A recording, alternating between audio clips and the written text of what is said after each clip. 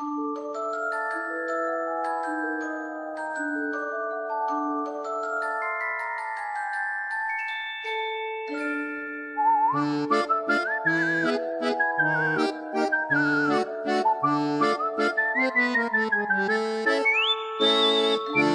Facility is a 2012 made-for-TV horror film written and directed by Ian Clark. The film follows several volunteer test subjects who have been injected with an experimental drug. All seems well, but as the night goes on, the symptoms begin to affect them. But there may be more than just paranoia that awaits them. How many will survive when they are all ticking time bombs? Well, let's get this trial underway and shoot up with The Facility. The film starts off with a text dump filling us in on the situation. 7 schmucks signed up for drug testing by the company ProSyntrex. £2,000 are theirs if they try a little something called Pro9. They already registered for a trademark, so it's gotta be safe. Our first guinea pig is Adam, played by Anurin Bernard. He's out driving but can't seem to find the facility.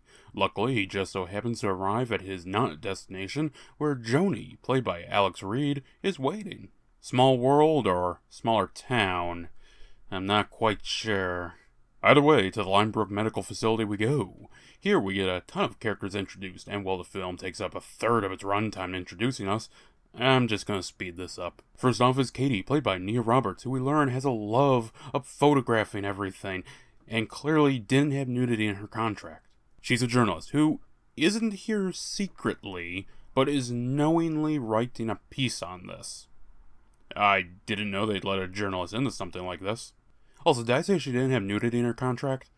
Well, that doesn't bother Derek Mortimer, who is the creep of the group. He's played by, I think, Steve Evans. He's called Morty, and that's what IMDb has, so I think that's a correct actor. Arif, played by Amit Shah, who is the most nervous of the bunch and wants the money up front. Given that he's a student, I'm going to guess he underestimated just how much those books would cost. This is why you don't buy jogging pants at the school store. Carmen, played by Sky Laree, is another young test subject, and she's there. And finally, the project is headed by Dr. Mansell, played by Chris Larkin. He lists off what will be happening and what will not be happening. No leaving the facility, no Wi-Fi, and no sex. This isn't a slasher. But Jerome, played by Oliver Coleman, has a question pertaining to a possible loophole. Okay. When you say no sex, does that include masturbation? No, I'm serious. Well, if the cast all round up in probably a minute or two, the film spends nearly 20 minutes going through each person's time, getting the shot, and having bits of information sprinkled among them.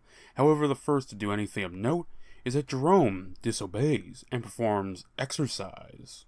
Because your heart rate increases, speeding up your blood flow, and the drug's effects. It's not exercise. It's maintenance. I'd say what truly needs maintenance is the evening meal, which appears to consist of unseasoned and microwaved peas, potatoes, and carrots. I'll need another 1,000 pounds if this is a food for the next 2 weeks. I'll end up losing 100 pounds with this. I guess Jerome isn't handling his diet too well as he departs early, clearly suffering symptoms.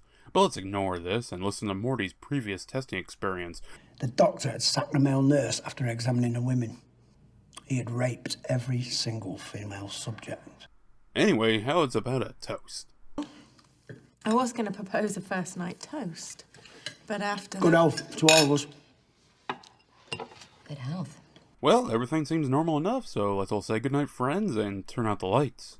Oh look, Jerome's up. I wonder what he's doing. Jed? Is he alright? Close the fucking door! Is he ill? Jed? Suffering in unimaginable agony. Who could have seen that coming? Well, let's lock him up in the examination room for the time being. It's just a bad side effect, and he was exercising, so yep, off to bed with all you bunch of time bombs. What? Right now, I want to go home. Maybe in the morning, but until then, right here's the best place you can be. Arif, look, we didn't send the guy tearing his hair out to a proper hospital. You're keeping your ass here. You didn't get paid 2k pounds for 2 weeks. We bought you for 2k pounds for 2 weeks. That night, while everyone is asleep, Arif finds he just can, and something outside catches his attention. It's right about now, you wish you hit up the blood bank instead. Well, unable to catch any Z's, he attempts to catch some attention downstairs. Next we see him, he's running back to the sleeping quarters, covered in blood, and sobbing uncontrollably.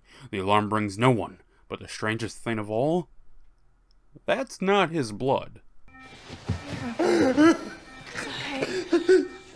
so much for rapid response, eh? Morty, Adam, and Carmen leave to go find help. Searching downstairs, they find Dr. Mansell, head physician with a serious head wound. Despite the serious injury, he's lucid enough to instruct them to get his notes from the laboratory.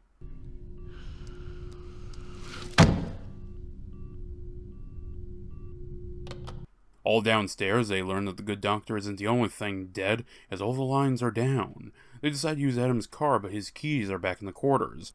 Heading there, he discovers they're in his coat, which was last with the now missing Arif. Well, I don't know how the doctor lady got out, but now the doors are sealed shut. Could this evening get any stranger? Well, the security guard wants in something fierce. He somehow manages to vanish without anyone noticing, but he does make a smashing return.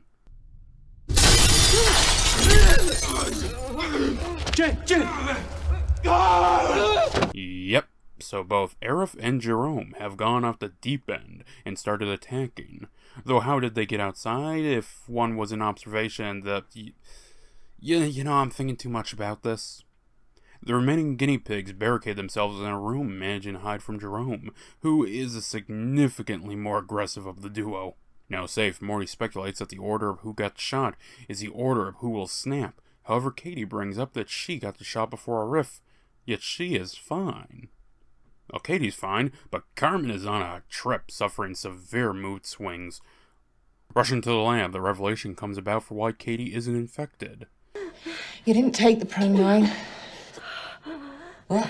You heard. You're the control. I did the same as you. No, you took a placebo. And I'll be honest, I didn't know how they know that. They just got in this room, no one searched or found anything. Honestly, I think it's just an educated guess from the two of them. Well, what's the plan? They got one baddie and they know they're limited for time.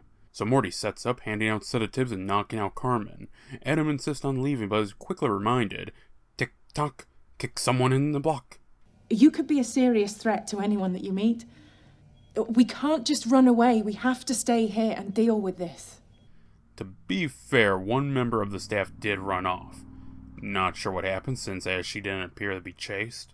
So he stays while the group tries to find more information from the computers to piecing together what drugs are which. Meanwhile, Katie pulls a Frank West and starts taking pictures. Well, at least Frank had the common decency to leave the flash off. Yeah, cunt. Well, speaking of Dead Rising, how about checking those cameras? Oh, look, it's the Jerome and Arif show.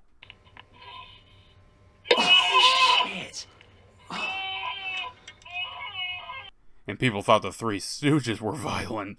Later, the lot of them debate what to do with Carmen. They think about putting her down, but some ask if that's what they should do.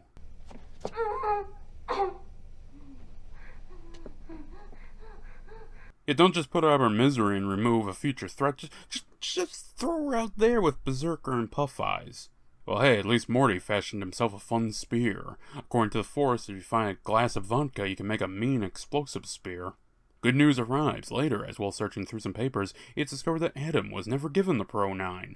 So we have two candidates for the title of Sole Survivor. Okay. Now, if only one of you was South American, we could have this be even closer to the Dead Rising. And hey, the radio on the dead security guard reveals someone else is in the facility.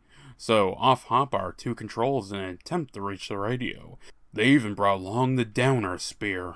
Staring through the now open glass, Adam contemplates leaving and reveals to Katie that he's a control like her. Despite the fact him leaving would probably save a lot more lives than staying, he tries to detach the radio from the security guard. But the drugs over Pug's duo arrives, ready to scream, shout, and not do much else. Hiding until the evasion bar drops to a caution, Adam heads out to search. Meanwhile, Katie searches the room she's in. Moving slowly, she uses a flash of her camera to search the darkness, each photo revealing just a small portion of the room.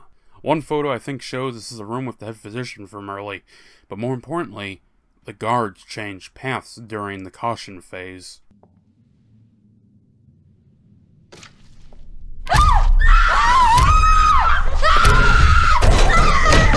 Yeah, Yeah, somehow one of the infected, specifically one shown to be continuously weeping and moaning in pain, managed to hide in the shadows long enough to not only jump scare Katie, but also stand there, watching her and Adam long enough for him to leave.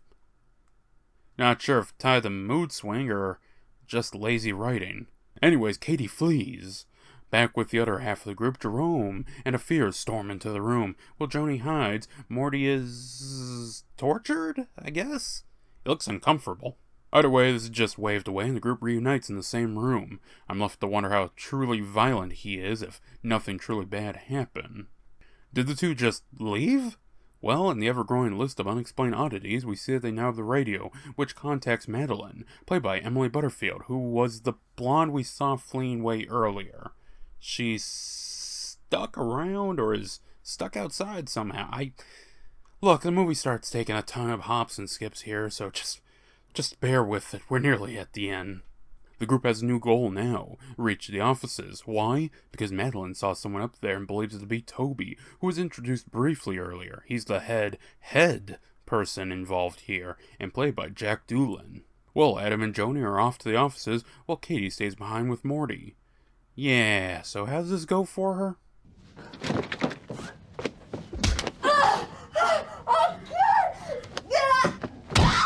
You know, I think you could have had Katie be killed by Carmen and just have Morty OD on the drugs he's been shown to be repeatedly injecting himself with. Some Benzies for the nerves and some Thorazine, which is an antipsychotic.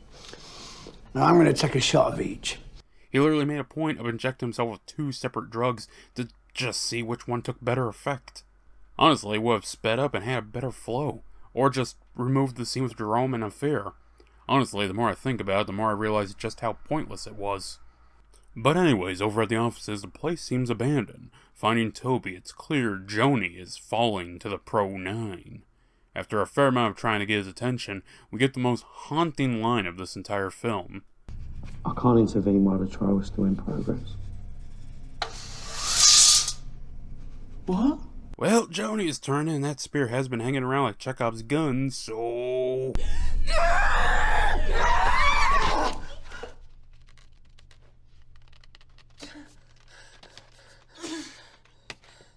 Oh, look at Jerome. Shame the Downer spear is one shot, one use.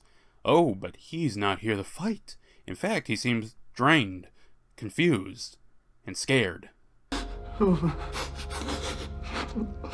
I think I've done some really bad things. Some final text reveals that after 17 hours, the effects wore off. However, within those 17 hours, 7 people lie dead. Somehow, none of the chaos was attributed to the drug, and not one person at the company was prosecuted. So that was the facility, and, well, it's not the worst thing I've seen. Look, the acting is fine, and the concept equally so, but there's just so much filler in between everything. Basically, nothing happens to our core group. After the first 2 turn, we get 2 deaths. One off screen, the other done so quickly we barely see what happens. From there, it's just waiting for a person to turn at a moment where something should have happened, like Jerome storming into the room or Carmen attacking Katie. We just cut away and never make mention of it again.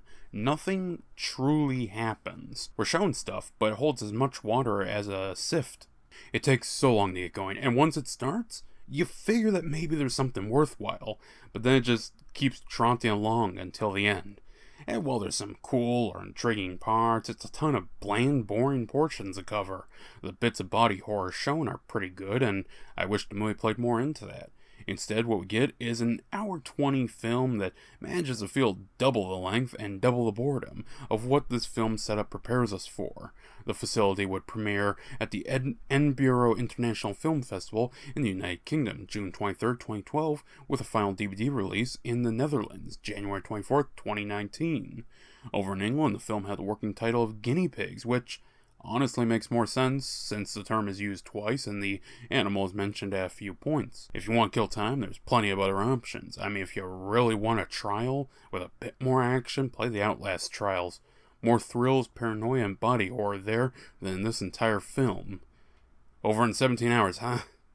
Frank's still the best journalist because he went 72 and still did overtime. Okay, so now we've diagnosed the problem. What's the solution, eh? What I've been saying all along. Hardcore sedatives. Hmm.